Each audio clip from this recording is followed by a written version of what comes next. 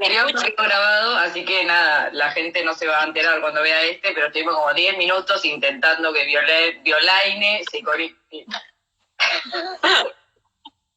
¡Qué embole! Te tiro, te vendo lo que quieras. Arranco ya, te vendo lo que sea que aparezca. Bueno, hola, Violaine. Bueno, gracias. Hola, Alejandra, ¿cómo va? Bien, muchas gracias a todos. Yo los veía y trataba y apretaba a solicitar, digamos, unirse, por favor, y no había manera. Así unirse, que bueno. Por favor, no existe ese cartel tan amable en Instagram. Por favor. Así que, bueno, démosle para adelante. Si les parece, hoy vamos a trabajar sobre la identificación. Quiero que nos detengamos a pensar en un concepto que es básico dentro del psicoanálisis, pero muy poco complejizado. Generalmente se dice, bueno, tal persona está identificada a tal, y ya está. Como si eso explicara algo o diera cuenta de algo por sí mismo, ¿sí? El que está identificado a la madre. Claro, y entonces, bueno, al decir así, se habla en esos términos, como que, bueno, esta es la ubicación, podríamos decir casi como una ubicación temporoespacial, ¿sí? Sí. Pero lo que importa en un análisis es pensar por qué alguien se identificó inicialmente con esa figura y qué es lo que está detrás de esa identificación. No solamente lo que esa identificación produce, que es como lo tradicional que tendemos a pensar, ¿sí? Entonces, por ejemplo, Freud en un momento, digo para que piensen lo rico, ¿no?, de lo que es pensar acerca de esto, Freud dice, en la rigidez histérica, en los momentos, ¿no?, de espasmo histérico, las pacientes que inicialmente inauguran, ¿no?, el camino de Freud hacia lo inconsciente, los momentos de espasmo de las histéricas, Freud dice que hay un punto donde allí se podría ver la rigidez cadavérica. Sí. Y es muy interesante porque con eso nos está diciendo que hay un punto de mortificación que, por supuesto, años después, esto lo dice muy tempranamente, años después lo podremos pensar en relación a la pulsión de muerte, ¿no? Uh-huh. Y a los deseos incluso de morir, ¿sí? Pero bueno, por eso vale la pena detenernos en el concepto de identificación que inicialmente Freud describe como un primer modo de relación, ¿no?, del sujeto al mundo, y vamos a pensarlo así. En el psicoanálisis se habla mucho de que el sujeto adviene al símbolo, adviene al discurso del otro, ¿sí?, y a partir de allí su inconsciente se constituye como tal, ¿no? Y estamos sujetados al símbolo. Sí. Pero de esa etapa previa a eso no se habla mucho, ¿no? Se dice, bueno, sí, nos identificamos, ¿no? Bueno, pasamos a formar parte de una cadena significante que viene desde tiempo atrás. Pero ¿cómo es eso que el sujeto se sube casi como si fuera una autopista a algo que ya venía de otro lado, se sube y toma una forma, ¿sí?, para continuar? Ahí uno comprende por qué el esfuerzo de Lacan cuando trabaja tanto en topología, cuando trabaja, por ejemplo, la idea del vacío, ¿sí?, la idea de la nada, lo que está más allá de las palabras, y cómo ese registro, que es del orden de lo real, de lo que escapa a toda simbolización, es el espacio, vamos a llamar así, si bien el espacio implica cierta forma de circunscribir, ¿no?, esa nada, forma parte, es la parte inicial, digamos, de la cual el sujeto sale para agarrarse al símbolo. ¿Cómo se agarra al símbolo? A través de la identificación. Si ustedes leen, por ejemplo, acerca de la causalidad psíquica, que es un escrito de Lacan, se van a dar cuenta que se trata de la identificación. Si ustedes leen Psicología de las masas, cuando Freud habla del primer acto psíquico, habla de la identificación. Sí. Es decir, la identificación es el modo inicial, podríamos decir. Estoy tratando de encontrar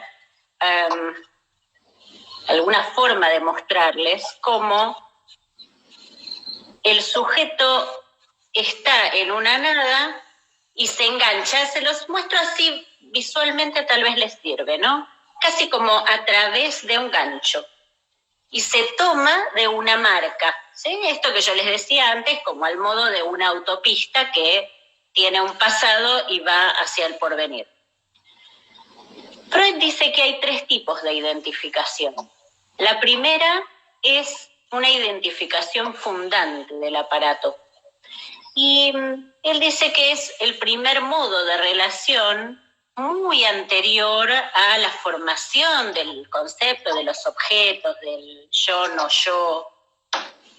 Esto implica que es una primera marca que nos vuelve humanos, que nos hace entrar en el espacio del otro. La segunda forma de identificación es al rasgo, es decir, es la que Freud describe como la del orden, digamos, postedípico, ¿sí? Nos identificamos aún. ¿Orales o son 3, o sea, van en cronológica? Las identificaciones. Si son cronológicas, la descripción pareciera ser cronológica, es cierto, si bien la cronología no es algo de lo cual los psicoanalistas en general, pero es cierto que, cada una se apoya en la anterior, ¿sí? Por ejemplo, la del segundo tipo, que es la identificación al rasgo, ¿sí? La postedípica, hace de apoyatura a la identificación del tercer tipo, que es la que Freud describe como las jovencitas del internado, que cuando una creo que recibe una carta de su novio, todas se identifican y empiezan con la misma sintomatología ansiosa que aquella que iba a recibir la carta, ¿sí? Bueno, la identificación siempre es posible porque existe la anterior. Ahora bien, esto implica que una vez que uno cumplió con la fundante, la identificación del segundo tipo, la identificación del tercer tipo, ¿no hay más? No. Se vuelve, y esto es un trabajo y retrabajo de identificaciones. ¿Qué es lo que sucede con el psicoanalista, ¿no? Cuando trabaja con los pacientes? Ahora bien, estas 3 tipos de identificaciones que trabaja Freud, Lacan las retrabaja de un modo distinto en el Seminario 24. Y esto es para mí apasionante. El Seminario 24, mira, la gente le tiene como cosa al 24. Ustedes están trabajando, acá lo que yo les nombro está, digamos, el principio de la obra de Freud, esto que les conté, de la rigidez cadavérica. En la mitad de la obra freudiana estamos hablando de estos 3 tipos de identificación. Y al final de la obra de Lacan estamos hablando del Seminario 24. Fíjense cómo el tema de la identificación atraviesa las preocupaciones de todo psicoanalista y una y otra vez adentro de la clínica. Entonces, yo quiero que ustedes por un momento se dejen llevar por las ideas, ¿sí? Y piensen esta identificación, tomemos esa, la de las chicas en el internado, ¿no?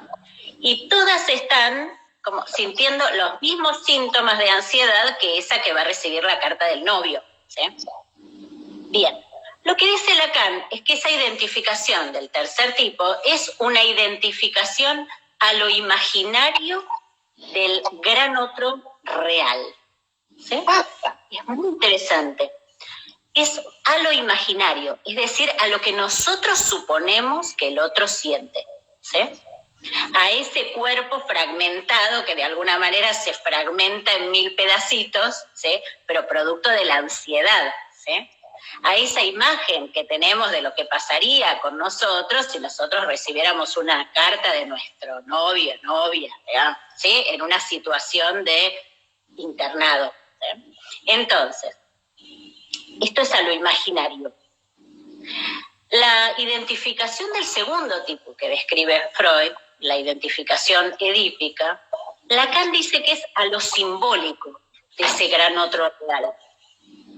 Es decir, a lo simbólico es al rasgo, ¿sí? Hay algo que está en lugar de otra cosa. Y la del tercer tipo, y la del primer tipo, digamos, estoy yendo al revés, ¿sí? La fundante, Lacan dice, es una identificación a lo real del otro real. Es decir, a ese agujero que está en la base de la causación de todo el aparato. Si ustedes lo piensan en esos términos, es sumamente interesante, se despliega y ayuda mucho para pensar cómo son las cuestiones de la vida cotidiana de los pacientes. Entonces, cuando esto sucede, también podemos entender que en la identificación, ¿no? Si uno dice, ay, bueno, solo nos identificamos a la persona que nos gusta mucho, ¿no? Todos queremos parecernos a tal, no sé, a tal ídolo, a tal, ¿no? Bueno, cuando se piensa en esos términos, solamente hay lugar para lo, ¿cómo diría? Para lo divertido, ¿sí? Pero en la clínica lo que vemos es muy otra cosa, y es que la identificación generalmente se da con la persona más criticada por el sujeto, con la que lo une más enojo, más odio, ¿sí? Empieza a repetir aquello que dijo, yo nunca voy a vivir esto, y lo empieza a repetir inconscientemente, por supuesto, lo repite en acto en su vida. Y uno dice, pero entonces, ¿cómo entender la identificación? Ahí es donde les contaba esto, ¿no? De que el sujeto se sube, ¿no? A través de ese gancho, ¿sí? Que también es una forma de un signo de pregunta, ¿no? ¿Vieron que el signo de pregunta es así? Era un puntito. Bien.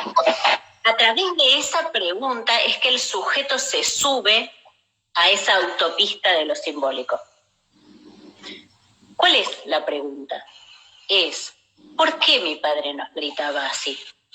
¿Por qué mi padre, por ejemplo, ¿no? Por decir un ejemplo, ¿por qué mi padre nunca pudo escuchar cuando yo le decía, no sé, X?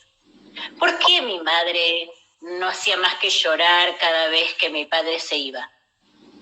Esas cuestiones, por ejemplo, esas preguntas que están en la base, y estoy hablando especialmente aquí para aquellos que llevan adelante la clínica con niños, esas preguntas básicas están en la base. ¿De qué modo se las puede responder una estructura infantil? Casi imposible.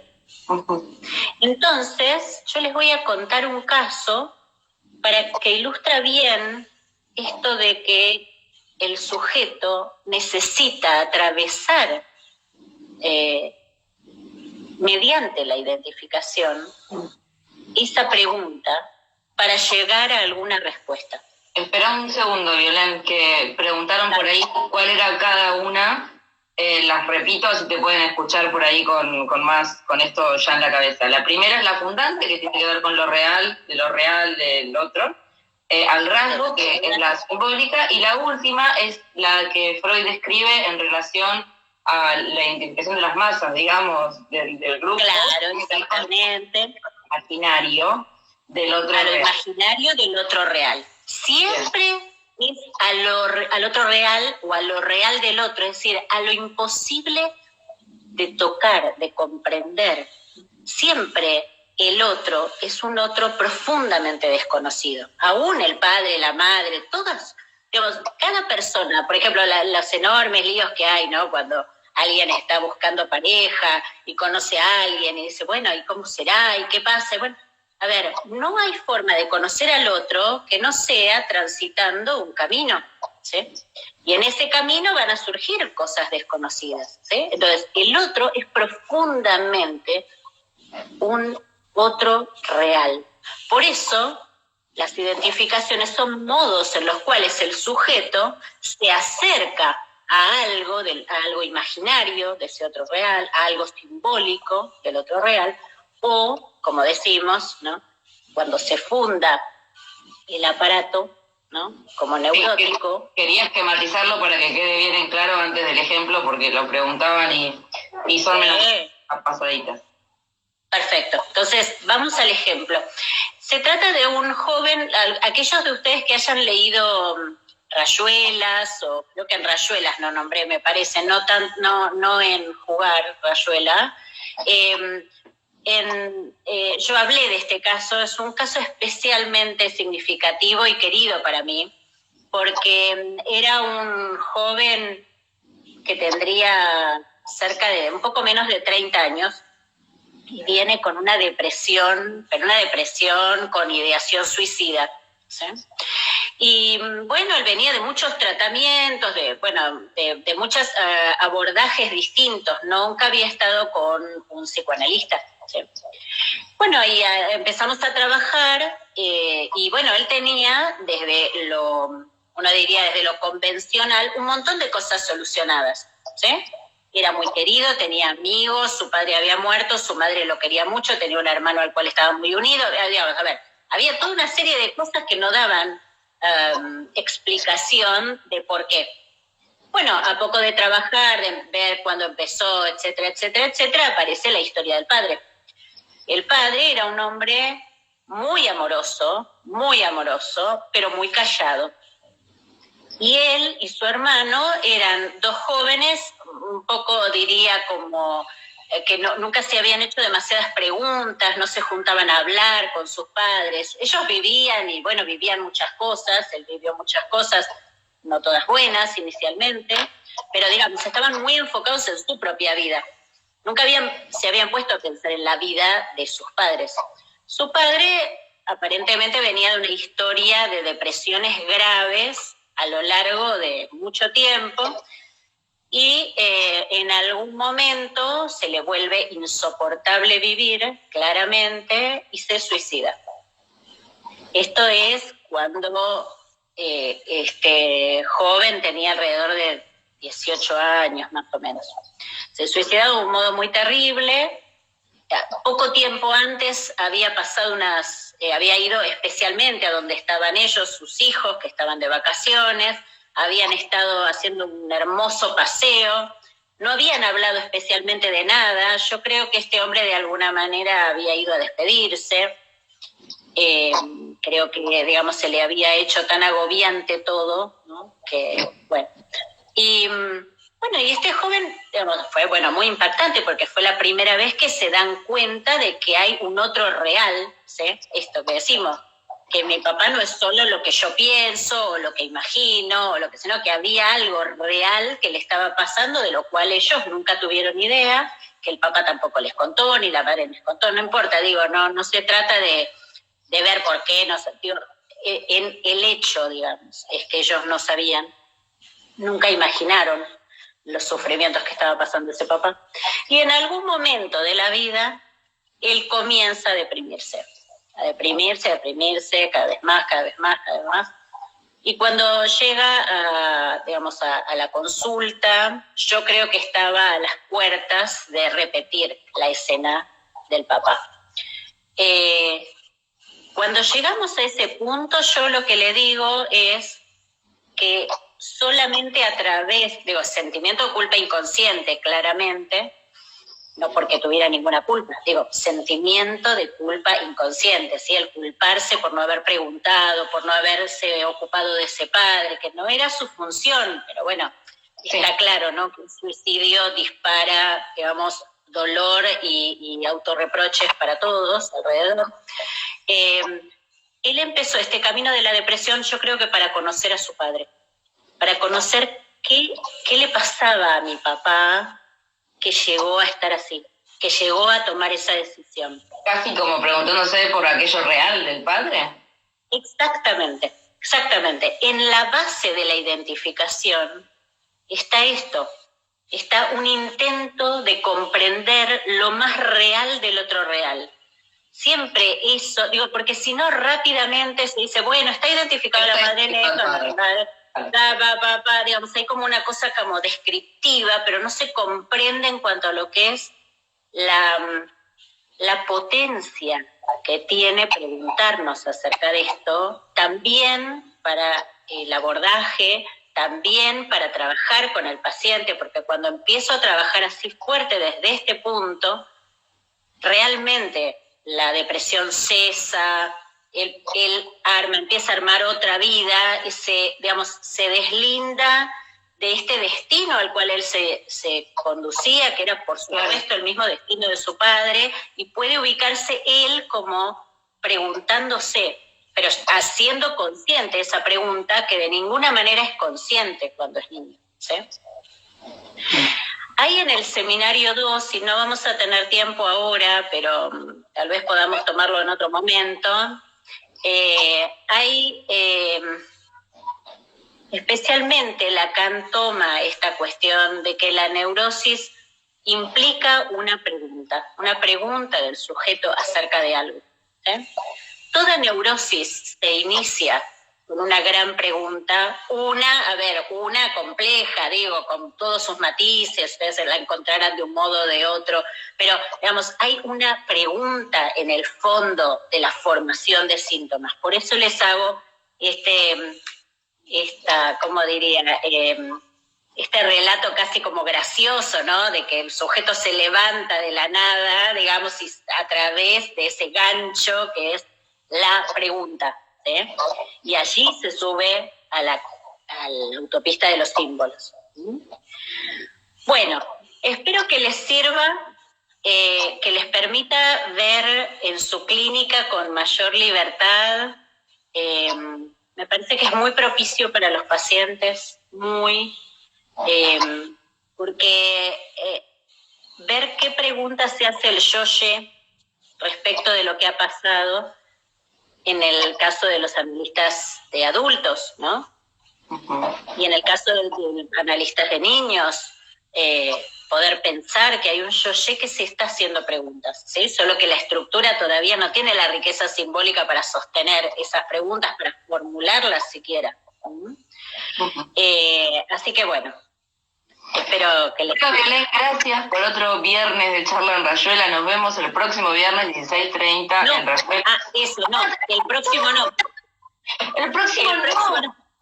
No, porque el próximo aquí en Argentina es feriado, así que nos vamos a ver en 2 viernes en julio, el 16 de julio. ¿16 es? Sí, okay. Que yo sé.